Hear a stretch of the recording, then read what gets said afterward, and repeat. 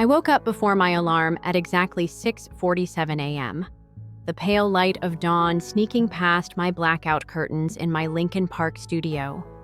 My fingers hovered over my phone's cracked screen, another relic of a movie-in mishap, and I almost didn't notice the plain white envelope tucked halfway under the nightstand.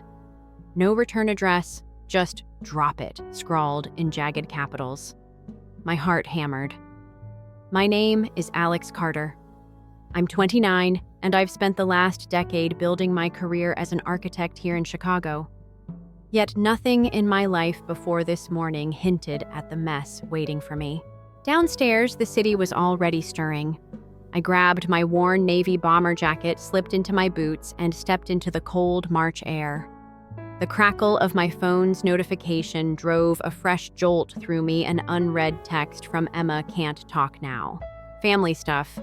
2 hours ago, she'd posted an Instagram story posing in front of that shiny Tesla Model Y we couldn't afford, captioned "Adulting Done Right." Typical Emma. At 7:02 a.m., I pushed through the doors of Intelligentsia on West Armitage, the aroma of freshly ground beans wrapping around me like a warm hug. I ordered my usual oat milk latte and spotted Mr. Harrison, our family's estate lawyer, tucked in the corner, his gray hair catching the light as he scanned a document. My palms suddenly dampened. I hadn't seen him outside holiday dinners. I approached, trying for casual morning Mr. Harrison, burning the midnight oil again. He looked up startled, then leaned back and murmured too softly, "I hope the family reorganization isn't causing too much drama." His eyes widened, as if he'd said the wrong thing. My chest tightened. "Reorganization," I echoed, raising my voice. He cleared his throat, pushed his glasses up, and said, "Oh, nothing. Sorry. Just administrative stuff. Talk to your parents." He forced a polite smile, but I saw the twitch in his left eye. I left without my latte, my mind racing. Why would our will be in flux, and why was I the last to know? I dialed Mark on the walk back. He picked up after 2 rings. "Alex." His tone was groggy. "Spill." I told him what happened. He clicked his tongue. "Sounds like someone's sneaking changes into your trust. You need details pronto." I nearly laughed at the trust pun. Mark's background in UX gives him a lawyer's precision when he wants it, but my jaw was set. "I'm heading to Naperville today," I said. Unannounced. Mark hesitated. "Be careful. Emma's sharp and Ryan's ruthless." He didn't have to say more. I hung up and texted Laura, my colleague and sounding board, asking if I could crash her late morning design review. Laura's sharp, intuitive. If anything, she's too perceptive. When I arrived at our firm near the Chicago River, she greeted me with a raised eyebrow. "What's up? You look sleep-deprived and ready for war." I showed her the envelope and recounted the coffee shop slip. She frowned. "I've been watching Emma's emails on the server, don't judge me. It gave me admin rights." 2 days ago, she forwarded Mr. Harrison a PDF titled "Estate Update Carter Family Trust." She tapped her phone, and she deleted it afterward. My pulse raced. "You've got to be kidding." She held my gaze. "Not kidding." I kept a copy. She handed me her tablet, a scanned statement from Dad's account, a wire transfer of $50,000 marked trust fund. No memo, no signature. My stomach lurched. This wasn't about rewarding independence or adulting, it was a heist. By 11 a.m., I was out the door speeding north on the Edens Expressway in my old Ford Explorer. As I crossed the Fox River into Naperville, the suburbs stretched out in neat rows of red brick houses, leafless trees lining sidewalks like sentinels.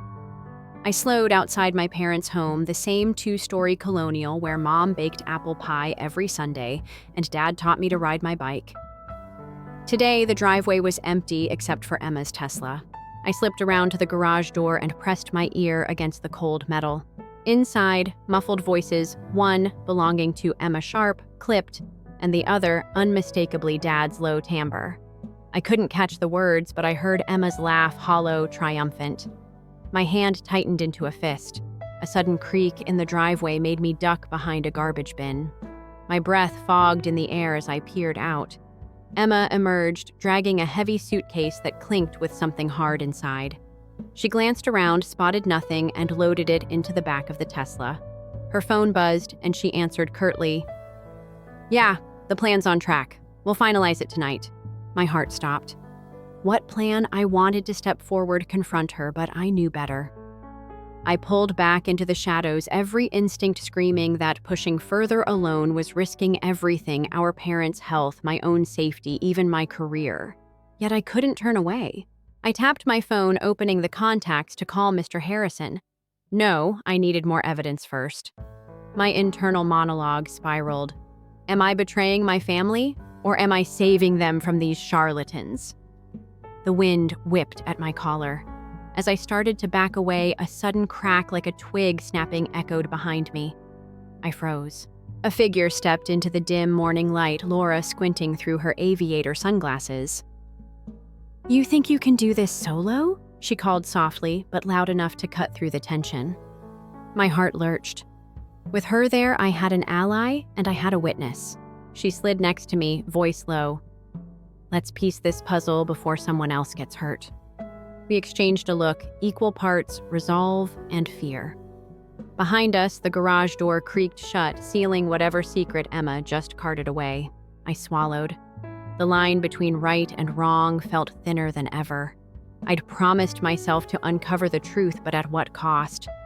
As we melted into the alley's shadows, I glanced back at the house where my childhood memories lay buried under a fortress of lies. And in that moment, I knew there was no turning back. Alex and Laura melted into the alley's gloom, the crisp March air buzzing with distant traffic. My heart still pounded from seeing Emma stash that heavy suitcase in her Tesla's trunk. Laura brushed a strand of hair from her face, her breath misting in the air.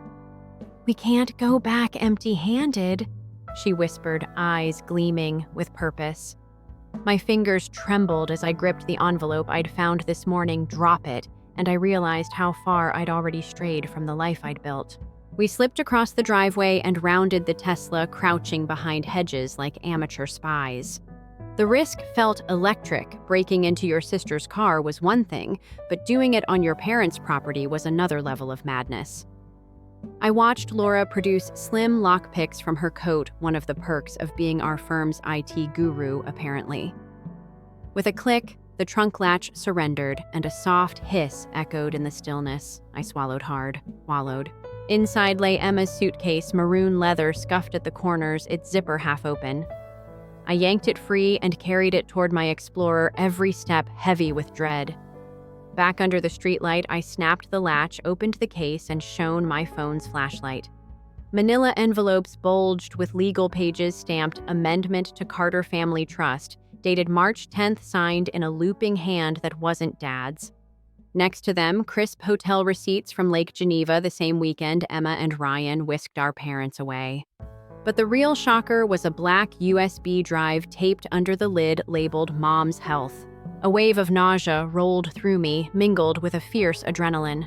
The suitcase felt like Pandora's box, unleashing truths I couldn't unsee. Are we any better than them, I wondered? We're breaking into a car, stealing our own family's secrets. But Laura's voice cut through my guilt. "This is bigger than jealousy. This is fraud." Her words landed like blows. I closed the case and locked it in my trunk, heart hammering, as I realized we'd just escalated from investigation to crime. I dropped Laura back at our firm downtown. She vanished into the morning commute, leaving me alone with my racing thoughts. The Explorer's heater sputtered to life, and I punched in Mr. Harrison's office on Michigan Avenue. My hands shook on the wheel as I sped toward the loop, the skyline rising like silent judges. American dream. I thought bitterly built on hard work, not secrets, and forged signatures. The law office's marble lobby smelled of polished wood and stale coffee. I didn't wait for the receptionist. I strode straight to the elevator and punched Harrison's floor. His glass-paneled office door stood ajar. I pushed it open. He looked up, surprise flickering across his lined face. I slammed the manila folder on his desk. "Explain these," I demanded, my voice low but firm. He rubbed his temples, eyes darting to the amendment documents. "Alex, this isn't finalized." It's a draft, a precaution based on Mom's condition." His words stumbled out. I felt a spark of hope until he added, "She's been forgetful. It seemed prudent to adjust shares while she can consent." His gaze flicked to the framed family photo, Mom smiling, Dad's arm around her. I felt sick. I pressed for details. Harrison admitted he prepared the amendment after Emma convinced him our parents needed to protect Mom against potential future incapacity, yet he confessed he never saw Mom's actual medical records. My mind reeled. My own sister weaponized Mom's health, pushing the lawyer to draft a will amendment under false pretenses. I almost laughed in disbelief. Then his voice dropped to a whisper, "Alex, people are watching. You have evidence, but you don't understand the stakes. If this goes public, it could ruin more than just your family's reputation." He shifted in his seat, glancing at the door. The air felt thick, electric. I nodded curtly, clutching the papers. On the ride home, I replayed his warning. Was I exposing a web that would collapse us all? And what did "people are watching" mean? As the sun dipped behind Wrigley, I realized this was no longer just a fight for my inheritance. It was a battle for the truth. And maybe for my family's survival. I parked under my studio's flickering street lamp, hands still trembling.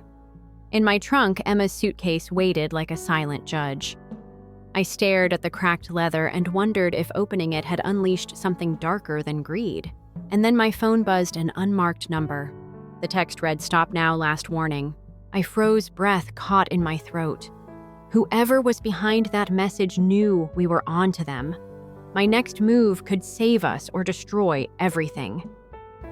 My hand shook as I stared at the screen. "Stop now, last warning." My breath caught in my throat.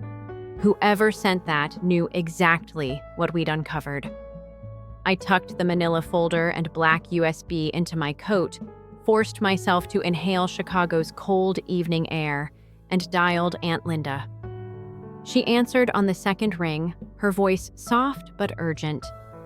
"Meet me at the Oak Park Starbucks in 20 minutes. 20 minutes felt like an hour, but I cranked the Ford Explorer's heater to full blast and floored it down North Avenue, every pulse hammering with a mix of dread and resolve. As I crossed the Eisenhower, I thought about my parents' sacrifices, their roof-over-my-head dream for me built on decades of hard work. Now that dream was tainted, hijacked by Emma and Ryan's schemes. Yet despite the fear, a fiercer determination bloomed. I couldn't let them rewrite my family's legacy. Inside Starbucks, the air smelled of espresso and cinnamon. My breath fogged the window beside Aunt Linda before I even spotted her. She sat slumped over a latte, eyes ringed with worry. When I slid into the booth, she reached out, grasping my hand. "Alex," she whispered, voice cracking. I pulled Mom's medical file from Dr. Patel's office. She's borderline on minor memory lapses for her age, nothing like dementia. Those amendments your sister showed Mr. Harrison were based on a falsified physician's note. My stomach lurched. They forged it. She nodded, tears gathering. They convinced a low-paid assistant to sign off. And Emma bragged at brunch that she'd already initialed the new trust distribution. I pressed my palms to the table nails, biting wood. They weaponized Mom's health. Aunt Linda glanced around before leaning in, and I heard Ryan on the phone. He told our family doctor he needed the papers by Monday or else. A cold knot formed in my gut. They were running a deadline, a full-blown coup against our parents' estate. My mind raced as we left the cafe into the chill night. The streetlights cast long shadows on the pavement. I fumbled for my phone to call Laura. The line buzzed once before she answered. Her voice crackled. "I just got an alert from Blackwood Investigations. Your siblings set up an offshore account in the Caymans under a shell company called Carter Holdings. They've already funneled $80,000 through it." My jaw dropped. Offshore. The betrayal cut deeper than any number. "We need the real medical report and that audit trail from Dr. Patel's server," I said, voice low but steady. Laura paused. "There's a back entrance to the hospital records wing unlocked until midnight. We can slip in, copy the files, and get out. It's risky, but it's the only way to expose them with proof. My pulse surged. Action was urgent, no more delays. I drove north toward Northwestern Memorial Hospital, headlights slicing through fog as the city skyline receded behind me. At 11:30 p.m., I parked under a flickering lamp near the emergency entrance and slipped on my leather gloves. The hospital smelled of antiseptic and hushed footsteps. I texted Laura, in position. Seconds later, her reply, "On my way." But as I approached the records wing's side door, a low rumble stopped me cold. A black sedan idling too close, windows tinted. Two figures leaned forward, eyes fixed on my Explorer. My breath caught. Every nerve screamed danger. I ducked behind a recycling bin, heart pounding like a jackhammer. The sedan's passenger leaned out, scanning. I pressed myself flat and watched them drive off slowly like warning scouts. My phone buzzed. "I wouldn't be here if I were you," an unmarked text read. Fear and fury warred inside me. The American dream I'd chased, built on honesty and hard work, was now corrupted by secret bank accounts and forged wills. My grip on the USB tightened. They're watching our every move, I thought. But backing down felt like betraying my parents. Summoning courage, I stepped into the hospital's pale lit corridor and swiped my aunt's hospital ID. She still had privileges there. The door clicked open. I slipped inside, passing rows of filing cabinets labeled with patient names. Each drawer hinted at a lifetime of trust I was about to shatter. I reached the back corner where Dr. Patel's files were kept. The corridor was deserted, save for the hum of ventilation. I inserted the USB into the nearest terminal, fingers trembling as I navigated folders on screen. Minutes felt like hours as data copied scanned assessments, physicians' notes, time-stamped logs proving the assistant's forgery. Just as the transfer hit 90%, a distant door clanked. My head snapped up. The terminal screen blinked. The clip of my own reflection looked frightened under fluorescent lights. I fumbled to eject the drive, but the progress bar stalled. Footsteps echoed. The hallway lights flickered overhead as the door at the far end inched open. In that instant, every instinct screamed to hide, but there was nowhere to go. I swallowed, muscles taut. Then a voice I'd never expected whispered from the shadowed doorway, "You really shouldn't be here, Alex." I froze under the harsh fluorescent glare, expecting a stern hospital guard. But it wasn't him. The figure stepped into the light. Ryan Scrubs hung loosely over him, stethoscope slung around his neck. His eyes were cold pools of regret. "You really thought you could outfox me," he whispered, voice low enough that only I could hear. My chest tightened. He'd planted the warning text. He'd arranged the sedan stakeout. He'd been watching my every move. He slid closer to the terminal, glancing at the progress bar stuck at 98%. "Mom's records," he said, jaw clenched. "You and Laura broke into patient files. You cross a line like that, the law will eat you alive." My fingers flared with anger. "They forged her note, Emma, and you set this up to steal Dad's money. You're betraying her health for a payoff." Ryan's shoulders slumped. "I did what I had to," he muttered, reaching for the black USB. "But now we need to finish before security circles back." He jammed the drive into the port. Seconds later, the bar hit 100% and the files copied. A distant klaxon cut through the air, an emergency alarm. My heart leapt, Laura's distracted scribble in my mind. Dr. Patel's wing had a direct alarm if files were tampered with. The terminal screen blinked security breach in crimson. Ryan cursed under his breath. He yanked the USB from the slot and thrust it at me. "Take it, run!" His eyes pleaded. I didn't want it this way. I snatched the drive, stuffing it into my coat pocket. We bolted down the corridor, sirens wailing behind us.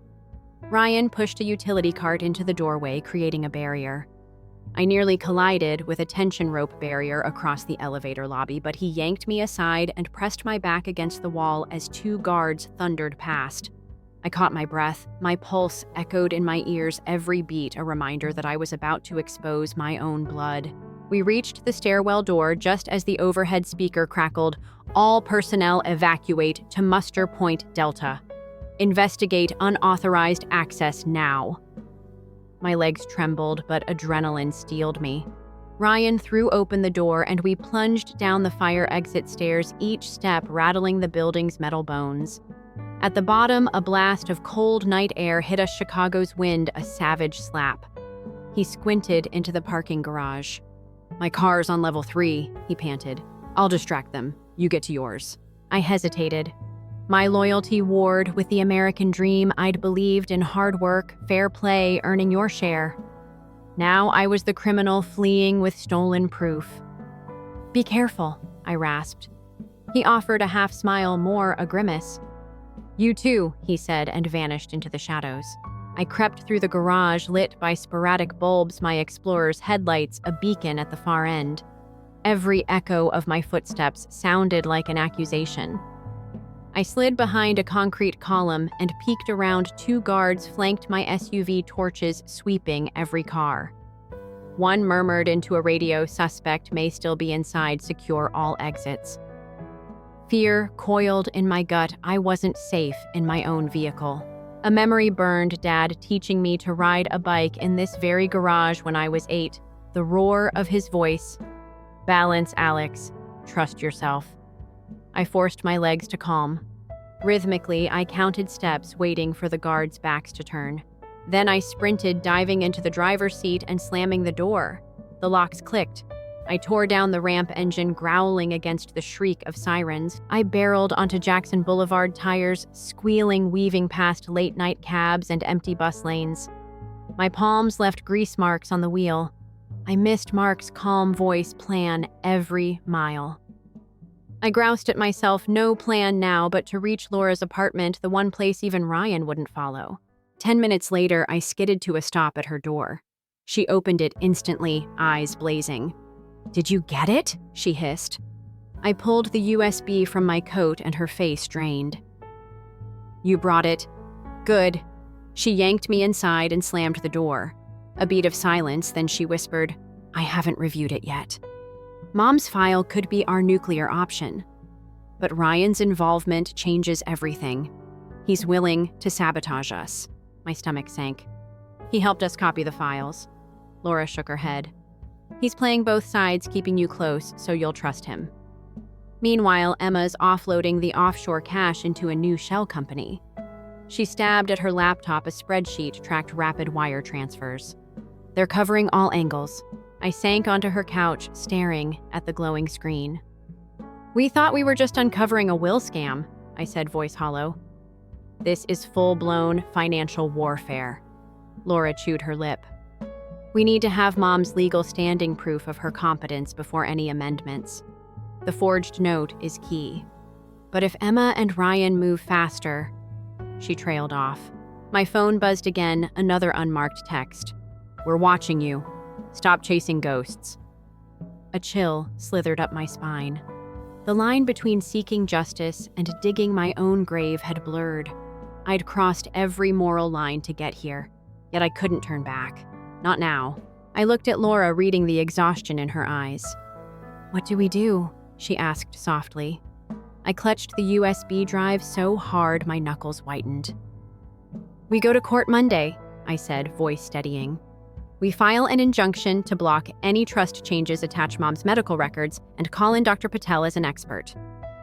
Laura exhaled, nodding. "Okay, but first," she held up her phone, a message from Aunt Linda. "Meet me at home. Help's coming." Hope flared, but so did dread. Help from Linda could mean Mom and Dad would finally know the truth. Or it could be another trap. I slid the USB into my pocket and steeled myself. Before we could leave, my phone rang, an unknown caller ID. I answered. A distorted voice snarled, "Enough games, Alex. Your deadline's passed." The line went dead. I stared at the mute phone heart hammering. Laura reached over, squeezing my shoulder. "They're not bluffing." I nodded. The evening air pressed against the windows as we realized the fight had only just begun. Outside, Chicago's neon lights flickered like distant stars, beautiful, untouchable. And somewhere out there, Emma and Ryan were mobilizing every resource to crush us. Who's really pulling the strings behind the threats, and will Monday's court hearing be our salvation or the final trap? I woke before dawn on Monday, the sky over Chicago a pale wash of gray, as I pulled on my navy blazer and adjusted the tie Dad had picked out for me years ago. My heart felt like a fist in my chest. I'd spent the weekend rehearsing every phrase, every objection, but nothing could steel me for what lay ahead. I paused in front of the mirror and studied the reflection of a man who'd once believed in a simple American dream: work hard, play fair, leave something behind for your children. Now that dream was a courtroom battle. I slipped the black USB drive into my pocket and left my Lincoln Park studio, the chill March air biting at my cheeks as I climbed into my Explorer. Each streetlight I passed felt like a judge's gaze, reminding me that justice wasn't guaranteed. The courthouse loomed ahead, its limestone pillars and bronze doors a symbol of centuries-old tradition. Inside the marble foyer, my estate attorney, Sarah Williams, met me with a reassuring nod. Her tailored suit and calm demeanor gave me strength. Mark hovered nearby, arms crossed but eyes bright with solidarity, and Laura slipped me a quick, "You've got this." Before Aunt Linda arrived, her paper file clutched tight. The four of us formed a small circle, each of us bearing scars from the weekend's raids and threats. As we walked into the courtroom, a final text froze my blood. "Tomorrow you'll regret this." The phone's glow felt like a curse, but I tucked it away. No room for fear now. Judge Mallory's gavel struck as we took our seats. Sarah stood first, delivering a clear, respectful opening. The Carter Family Trust had been amended under false pretenses. No valid medical assessment justified the changes, and the only signed documents were forged. She presented the draft amendments from Emma's suitcase and the hotel receipts from Lake Geneva, each page a testament to the siblings' calculated scheme. The courtroom hush deepened when the USB's forensics files appeared on the judge's screen. Metadata, proving the doctor's note was backdated, the assistant's digital signature a forgery. I felt my pulse quicken. Even Emma's smug confidence seemed to falter as gasps rippled through the gallery. Next, Dr. Patel took the stand, his white coat as crisp as his testimony. He described Mom's occasional forgetfulness, age-appropriate, common in her early 60s, but insisted he never diagnosed dementia or any condition warranting trust reallocation. When asked about the forged note, his voice tightened. "That document did not come from my office." The siblings whispered among themselves, faces pale. Then Aunt Linda recounted how Mom's behavior changed only after that Lake Geneva trip, her tone steady despite tears. Laura rose to demonstrate the email server logs, lines of code showing Emma's forwarded PDF and hasty deletion, proof that no genuine consultation occurred. Even Ryan's attempts to discredit her expertise fell flat against the cold digital evidence. Sarah then asked for security camera footage from the hospital wing. We'd obtained it legally through Aunt Linda's staff privileges. The grainy video showed Emma lingering near a nurse's station at odd hours, clutching a folder. The judge leaned forward, eyebrows raised. Sarah's closing argument was swift.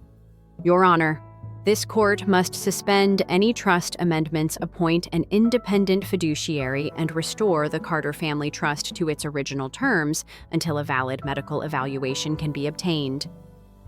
A hush fell as Judge Mallory nodded, pen poised. "Order granted," she said, voice firm. "All disputed amendments are hereby stayed, and a neutral trustee will be appointed within 7 days." Relief flooded me. Justice had paused the siblings' takeover. Outside the courthouse, the afternoon sun felt unreal, gilding the city in warm light. Reporters filed past their cameras, clicking, a symbol of accountability in a nation built on free press and open courts. Emma's eyes were red, tears slipping as she stood beside Ryan, whose posture slumped in rare defeat. Mark clapped me on the shoulder. Laura offered a tight hug. Aunt Linda smiled through tears, pride shining in her eyes. I closed mine for a moment, tasting the bitter sweetness of victory. We'd won a reprieve, but the damage to our family was deep. My phone buzzed again, and I felt the familiar tightening in my chest. I pulled it out to see a single line from an unknown number. "He's gone. Meet at home." My breath caught Dad gone. My legs shook as I stared at the message. Justice in the courtroom could wait. Whatever was happening at home was the real crisis. I barely remember the drive back to Naperville. Every red light felt personal, like a judge's hammer slamming down. The early morning sky bled pink over the rooftops as I pulled into my parents' driveway. My legs trembled when I opened the front door. The house was eerily quiet, save for the tick of the old clock in the entryway. In the living room, Mom sat in her favorite wingback chair, clutching Dad's sweater as if it might speak to her. Emma stood beside her, pale and trembling. Ryan hovered near the piano arms, crossed jaw tense. I swallowed hard, bracing myself. "He passed an hour ago," Emma whispered, voice cracking. My chest seized. I remembered Dad teaching me to ride my bike right here, his booming laugh, the scrape of my knee, his reassurance that I'd get the hang of it. Now he was gone, and the lessons he left behind felt buried under betrayal and grief. Mom looked up, eyes red but clear. She reached for my hand. "He asked for you," she said softly. My throat constricted. I followed Emma down the hallway to Dad's study door. The scent of his old pipe tobacco still lingered. On his mahogany desk lay a single envelope, cream-colored, sealed with red wax, and scrawled in Dad's careful handwriting. To Alex, read only in my absence. Beneath it, a second envelope addressed to all Carter children. My pulse thundered.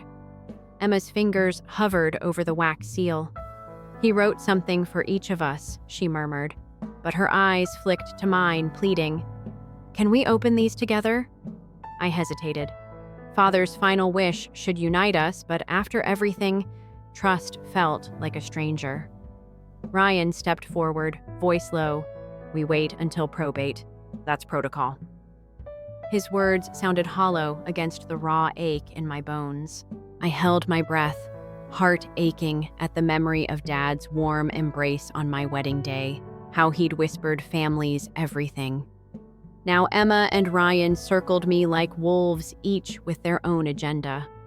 I felt the black USB in my pocket, the weight of our legal victory already unwinding under the reality of his death. "Dad wanted us to reconcile," I said, voice trembling. "This is his last chance to bring us together."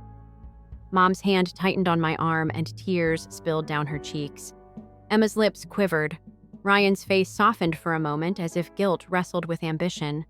But then Ryan's phone buzzed, another unmarked text. He glanced at it, eyes narrowing before stuffing it back into his pocket. I caught a glimpse. "Proceed as planned." My blood ran cold. At that moment, Aunt Linda's car pulled into the driveway. Sarah Williams emerged behind her briefcase in hand and determination in her step. Aunt Linda rushed in, wrapping Mom in a hug, her presence a balm to my wounded spirit. Sarah surveyed the scene with professional calm, then turned to me. "The injunction holds, but with Dad's death, we need to secure these envelopes immediately," she said. My stomach twisted. Emma reached one hand toward the wax seal. Ryan moved to intercept. My voice broke the tension. "Wait, let's all open them together here and now." Emma hesitated, thumb brushing the seal as if drawn by hope. Ryan's fists clenched at his sides. I realized this moment would define us. Would we honor Dad's final wish, or let this house become a battleground? Emma pressed her fingertip to the wax and cracked it open. A tiny fragment of red fell onto the desk like a drop of blood. My breath caught inside a single sheet of paper folded with Dad's cursive greeting. My eyes locked on hers as she unfolded it, the paper trembling between her fingers. I watched Emma's face blur between anticipation and dread. Then she gasped, shoulders sagging, and her hand flew to her mouth. Before any of us could speak, Emma's voice trembled. This can't be right. The hallway clock ticked loudly, each second echoing our fear. Behind us, the living room door creaked. Someone else had entered. We spun around, hearts pounding. Who stepped into the study, and what devastating secret has Dad's final letter revealed? Mr. Harrison's footsteps echoed in the hallway before he stepped into the study doorway, leather satchel in hand, face grave but steady. He cleared his throat, and we all turned, Emma still clutching Dad's letter. Ryan rigid by the desk, Mom's trembling hand reaching for support. "Your father insisted I deliver these envelopes in this order," he said quietly, setting the satchel on Dad's desk with care. "First, your personal letters, then his final will and codicil." My pulse hammered. This was the moment of truth he'd orchestrated from beyond the grave. Emma pressed her trembling fingers to the wax seal and unfolded her letter. Her lips parted as she read Dad's flowing script.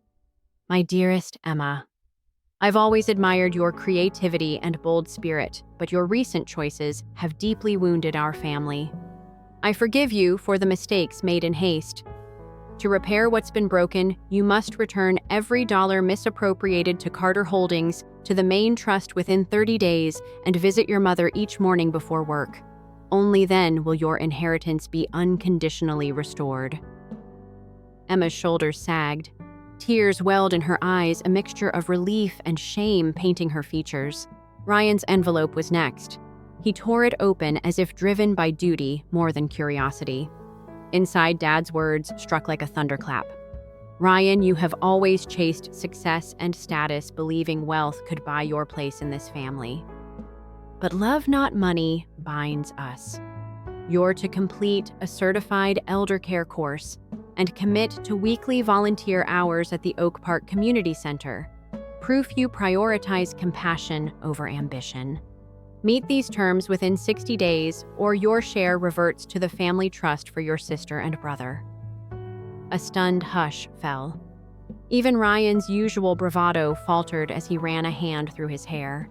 My own envelope felt heavier than any briefcase. I cut the seal and unfolded Dad's careful script. "Alex, my firstborn, steady as the Lincoln Park skyline, I've always known I could trust you. As your final act, I name you sole trustee of the Carter Family Trust. You hold the power to distribute our legacy equal shares to Emma and Ryan, contingent on their fulfilling these conditions, and a special care fund for your mother's future. Protect our family's name and values as you've protected mine." Heat surged through me. Responsibility had never felt so daunting, yet justice never so clear. Aunt Linda inhaled sharply, wiping tears as she watched her brother's last demands. Emma's face crumpled in repentance. Ryan swallowed hard, guilt flickering in his gaze. Harrison retrieved the satchel and unzipped it, producing an embossed envelope labeled codicil. His voice dropped. "Your father added one final test. If the conditions he set aren't met by his 70th birthday today, 50% of the trust's assets will be donated to the Carter Youth Architecture Fund, and the remainder will be distributed solely to Alex." The room spun. The American dream of family unity and earned inheritance now hinged on a ticking clock. Emma sank into the wingback chair, hands clasped over her heart. Ryan's breath came fast. He punched a fist lightly against the desk. Mom clutched her brother's sweater tighter, grief and pride mingling in her eyes. The once predictable contours of our lives had dissolved into a moral crucible. Harrison closed his eyes before continuing.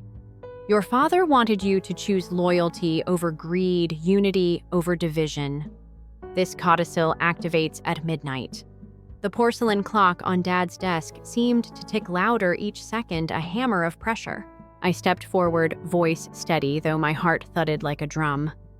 "We'll honor his wishes," I said, looking at Emma and Ryan in turn.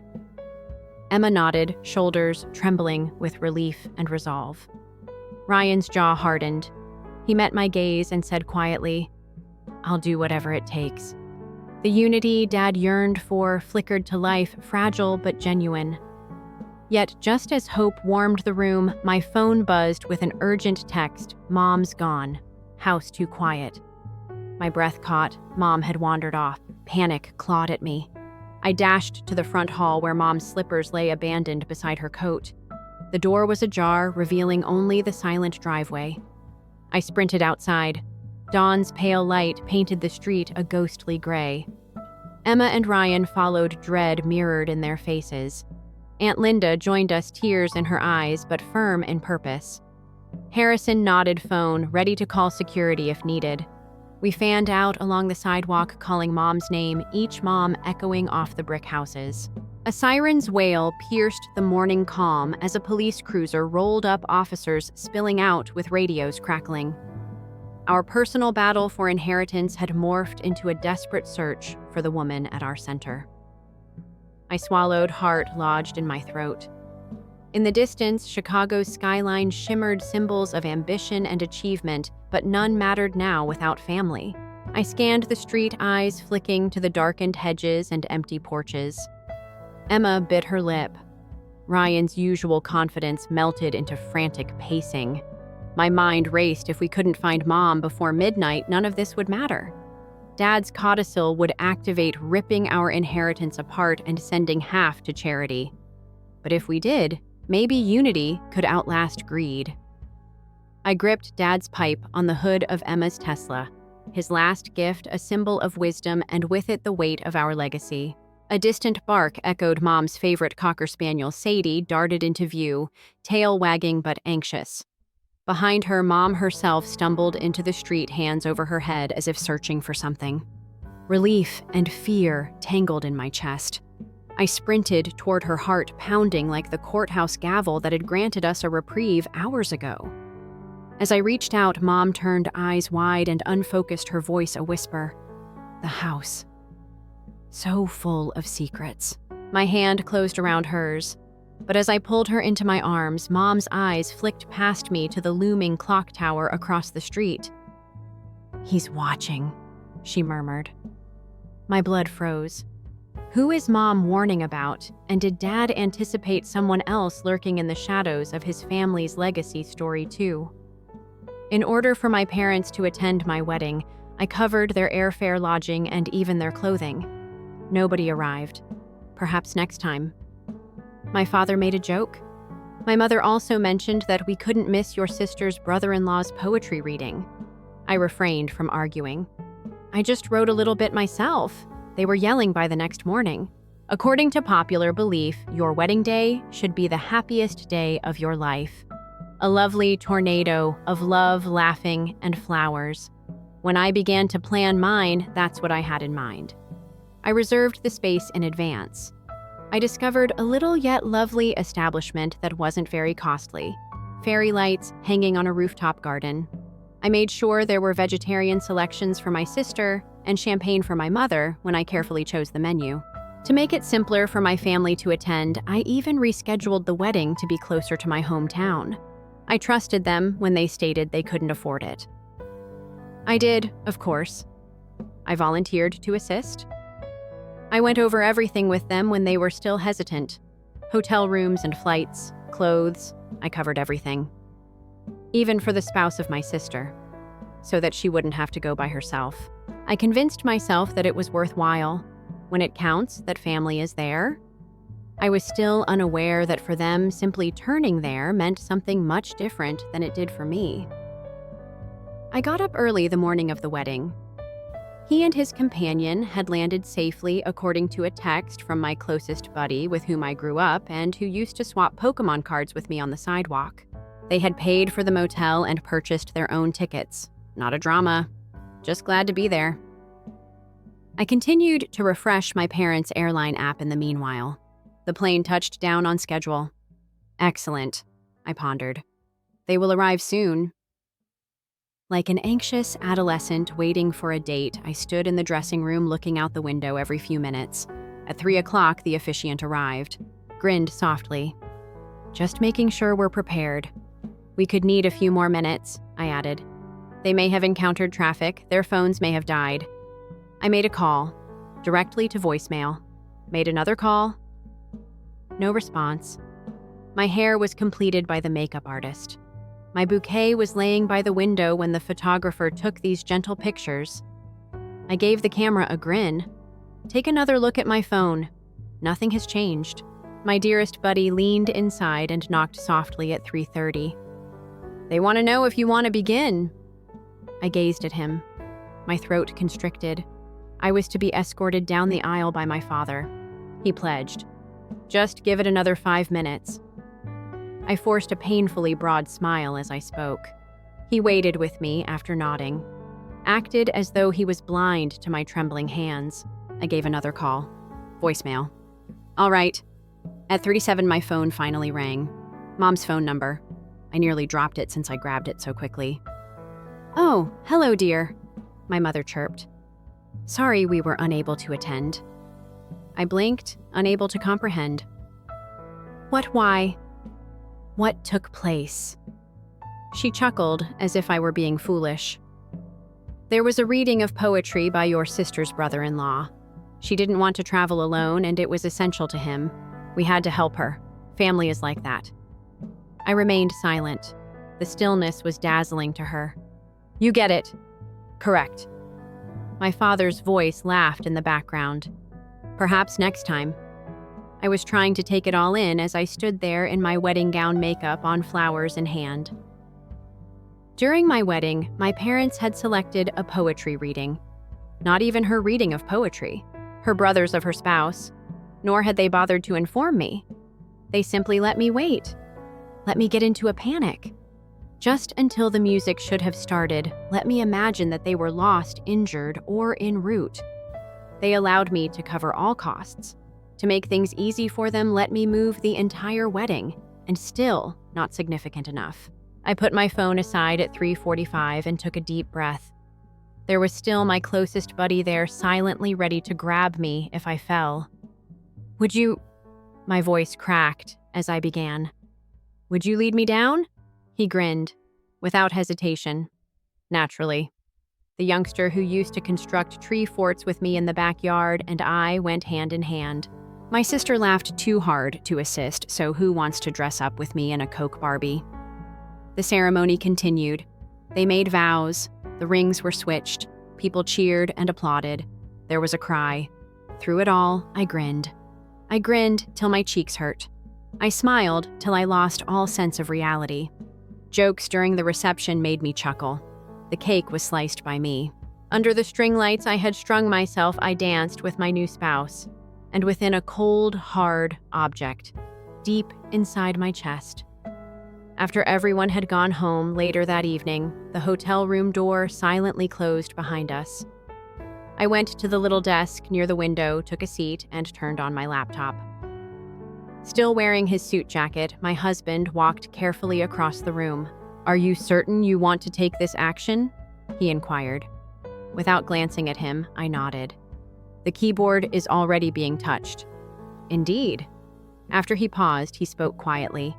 There is no way to take anything back after you submit it. I glanced up, then gave him a serious look, and for the first time that day, I grinned. Everything is different tomorrow. I didn't turn around after hitting submit. It said that on your wedding night, you shouldn't reflect on the past. It is expected of you to look forward. Fresh starts, new beginnings. I hope. I tried, but for some reason, even as I groaned under the thick hotel sheets and nestled up with my husband, I couldn't stop thinking about my sister and the years that had preceded this. I was 3 planets away from my sister, who was 3 years older. In high school, she was the type of person who everyone wanted to be around. The one with the name brand clothing, the glossy hair, and the easy chuckle that made you feel like you should be thankful for the opportunity to be beside her. She wasn't kind. Not to those who weren't a good fit. Not to those like me. I used to witness it in the corridors of the school. A whisper behind a hand there, a little smirk here. At times it was clear. When a person wearing shoes from a thrift store passed by, there was a loud, false cough. At times it was so informal and well-practiced that you hardly noticed. However, I took note. When she laughed at me as well, I realized it. Her parents referred to her as selective. She had standards, they claimed. It is unrealistic to expect her to be friends with anyone. When I returned home weeping after being excluded once more, my mother once told me, "You need to toughen up." "Not everyone is cut out to be popular," my dad continued. As if I were to blame for not being as brilliant as she was. She wasn't like me. It was sufficient that I have a few close buddies. I didn't require attention. Growing up, my best friend lived next door. We built Lego towns and made up stories about superheroes who baked cookies instead of saving the world for more afternoons than I can remember. He excitedly brought over a doll he had won at a carnival when we were 8 years old, and we gave it the name Captain Sprinkles. It was the funniest thing ever, in my opinion. My folks didn't. Usually, boys like that end up being humorous. It was loud enough for me to hear my dad mumble once. It makes sense why he prefers toys over football. During supper, my mother laughed. He was dismissive, not furious. Informal. As if they were discussing the weather. Their sadness was hardly concealed. Not when I choose my quiet, quirky pals. Not when I liked to make up with books. Not when my sister left for another glitzy party and I stayed at home making posters for the science fair. I believe they suddenly stopped having high expectations of me and began having high expectations of her. My sister was crowned their trophy homecoming queen when we were adolescents, most likely to be successful. Every accomplishment she made was hailed as a badge of honor. Every act of brutality she committed was dismissed as a natural part of maturing. She changed schools after being discovered severely bullying another girl. My parents hardly gave a glance. Adolescent drama. Girls may be cruel at times, they remarked. It's typical. They hardly noticed my academic scholarship to a nearby institution. No notification to the neighbors, no brunch. With a hazy smile, my mother remarked, "You were always the quiet one," described everything. At the time, I was unaware that I was already picking up valuable knowledge about our family. Love had conditions. For her, who was the loud one, I'm quiet. Performances, not perseverance, were the reason it appeared, and they stopped paying any attention to me when I quit entertaining them. The divide just grew wider as we grew older. Life seemed to be a stage that was made just for my sister. Internships. She didn't get employment that she didn't keep, but the net was always there regardless of how many times she fell. On her behalf, my parents apologized and praised the financing. I worked in the interim. I worked nights. I packed orders for my small internet business. When they stated I was fortunate to live at home, I paid the rent. For convenience, I conveniently forgot that I paid half of the mortgage. Then I met him one summer. My spouse. The only person in a long time who didn't stare through me while my sister was around was him a few years older. He inquired about my work rather than hers. He didn't interrupt me. Instead, he listened when I talked. He gave me the impression that I may be sufficient just the way I was. When my sister first met him, I witnessed it and fell hard. Interest flickered as quickly as a flash on a camera. She spun her hair the way she used to when she admired someone, smiled more broadly, and leaned a bit too near when she laughed. She later attempted to run into him without my presence. Even later, she sent him a message. A casual, well-practiced offer to hang together without the younger sister accompanying nothing particularly shocking. That should have been the end of it once he rejected courteously. However, it wasn't. She sobbed as she went to our parents a few weeks later, claiming to have been wronged. She said I noticed him first. It's unfair. She was already seeing someone else, but it didn't matter. Ignore the fact that he had never been hers in our family in the first place. Performance mattered more than reality.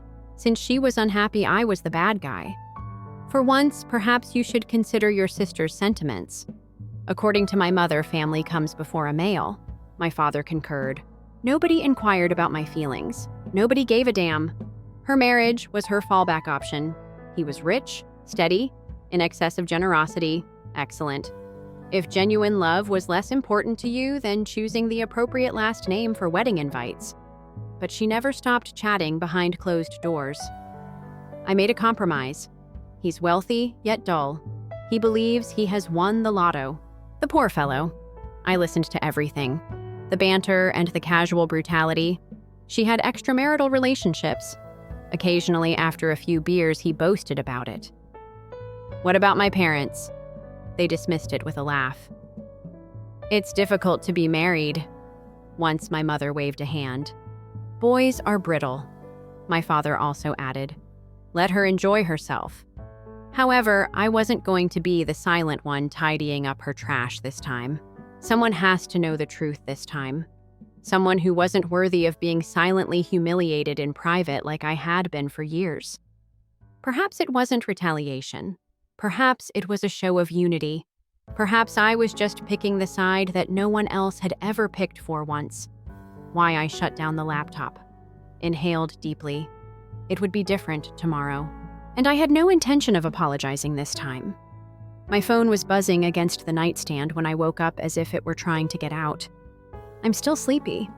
I opened one eye to see the accumulation of missed calls.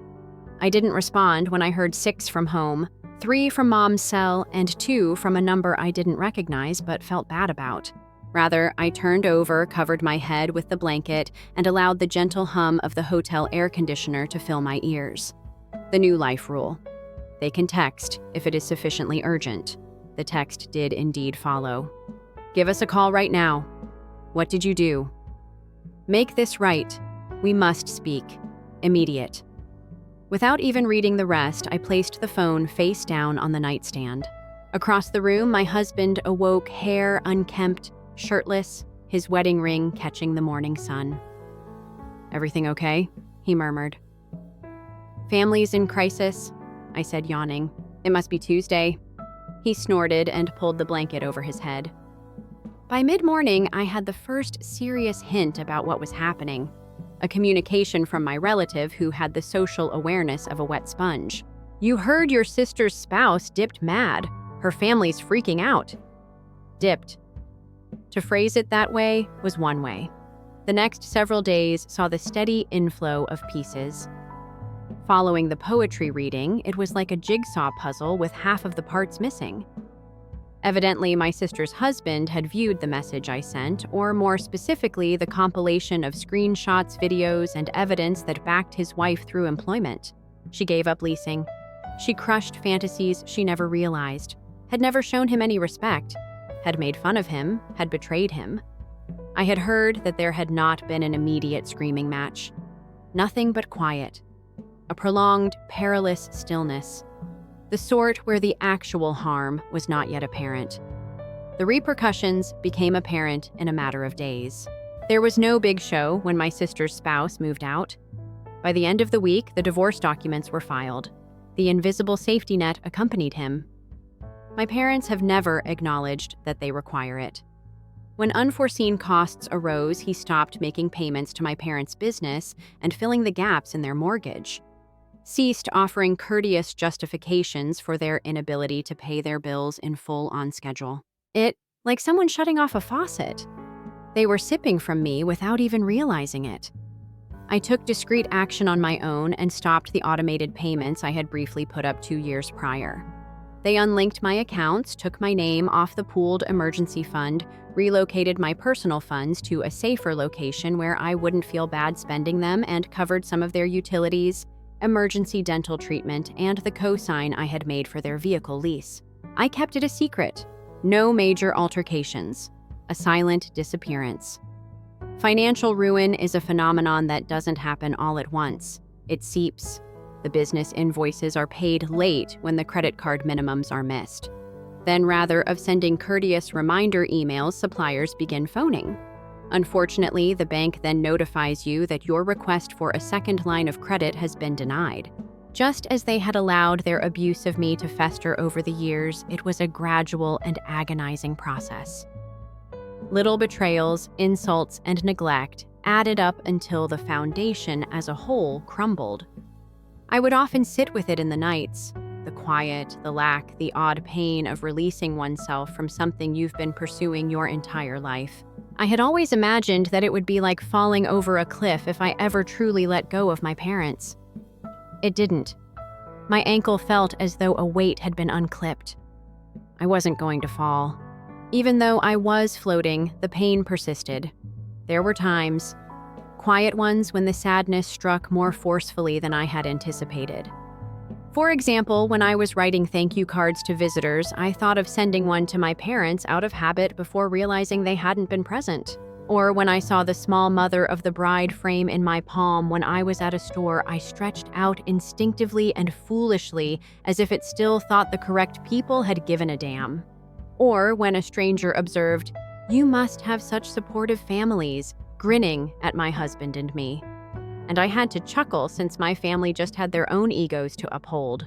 When you survive individuals like that, you develop a particular type of humor that becomes ingrained in your bones. Not the type of dry fatigue that makes you laugh aloud. They were kind of coarse, the sort you drink like pour coffee at 2 a.m. at a lousy diner. I'm just relieved to be elsewhere. Other adjustments also occurred. Quiet ones. I became pregnant around 2 weeks after the wedding. In the little hotel bathroom with my back against the wall and my heart pounding somewhere close to my ears, I gazed at the test. There was no plan. Not quite impromptu either, just sooner than we anticipated. I spent a lot of time sitting there. The world slanted slightly around me, palms flat against the cool tile. My husband just grinned, drew me in, and said, "We're ready," when I informed him, "You're prepared." And I believed him for the first time in a long time. Even when the emails and messages began to come in, I kept it a secret from my folks. Certain news isn't the property of those who wouldn't be pleased for you. Some achievements are too valuable to give to others who merely want to use them as leverage. In the meanwhile, things became worse for them. I wasn't deaf, but I also didn't seek out updates. Cousins engaged in gossip. Curious texts were delivered by old neighbors. The long, muted family group chat was alive with secondhand anxiety. Revenue for businesses fell. A few sellers withdrew from sales. Bills were piling up. Smaller payments were first missed, followed by larger ones. It was not yet dramatic. No court dates, no foreclosure notifications. However, the pressure was increasing like a little crack, scuttling through glass. They never arrived at my door. Not quite yet. Later on, that would happen, when the situation became so dire that terror overcame pride. But occasionally, I questioned whether they were taken aback. The calm one didn't fold, which surprised me. They had never realized how much they had depended on the phantom daughter. On the evenings, when I sat at the kitchen table, I considered it. In front of me was the paperwork for the new house. My spouse perusing real estate listings. Beneath the chair, our feet entwined. On other evenings, my dearest friend from childhood would phone. We chuckled when we unintentionally flooded his garage while attempting to construct a water slide and reminisced about the old neighborhood. Had vague arrangements to go on a trip when the kid was delivered. Neither did he inquire about my parents. He didn't have to. The problem with true family was that they were aware of when survival depended on quiet. It became evident that things were getting out of my parents' hands by the end of the 3rd month following the wedding. For whatever reason, their company's brief shutdown for renovations never ended. In private, their home was put up for initial bids. Downsizing for the master's retirement? People began to take notice. The invitations ceased. The pitying expression began. No matches that scream, no major altercations, just a gradual unwinding. Similar to how they had eroded my trust in them over a lifetime. Me. Every day, I drifted more away. Not tumbling, flying. It was pouring the day they arrived. Not a romantic, sugary drizzle. The rain that smacked sideways on windows. This prompts you to consider building an ark, just in case. Really fitting. Just now, I had folded little onesies. Mint green, gentle gray, little yellow stars. The doorbell rang 5 times in quick succession, as if someone's entire palm was holding the button down. The sound made my spouse freeze. The two of us exchanged glances across the kitchen. We were aware beforehand. I looked through the crowds. They had damp, tight coats, irate expressions, and bags piled at their feet. My folks, my sister. I hadn't seen these 3 faces in months, now thrust like a menace at the threshold. I took a while to open it. Simply stood inhaling deeply while pressing his forehead on the soft wood. My spouse approached me from behind and placed a supporting hand on my back. "Now we can call," he remarked softly. "Not just yet," I muttered. "Before you burn something, you have to see it for yourself." Without even saying hello, they shoved by me when I eventually opened the door. Water from the rain trickled down the wooden floor. In the center of the living room, my sister dropped her duffel bag. As if he owned the TV, my dad positioned himself next to it. My mother nodded tightly as if she were anticipating tea service. "We're not going anywhere," my father remarked in a stern voice. "Not till this is fixed," my mother also added. With a surprisingly quiet heartbeat, I carefully closed the door behind them. They promptly started a full-scale assault against it. To explain that I had lied to my sister's husband and told him it was all jealousy, they asked me to give him a call. It's all a miscommunication. It was all an act of cruelty motivated by resentment. Our lives were devastated by you. My mother growled. This family was humiliated by you. My father also added, "If this is the final thing you do, you will correct it." My sister lost her temper.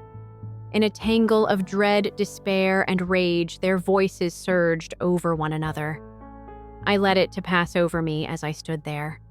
At the time, I wasn't their daughter. I was an assignment, a deal, an unreliable vending machine. In the hopes that the candy might still fall out, they were kicking. My dad made it official at one time. "We will remain here till you assist if you refuse."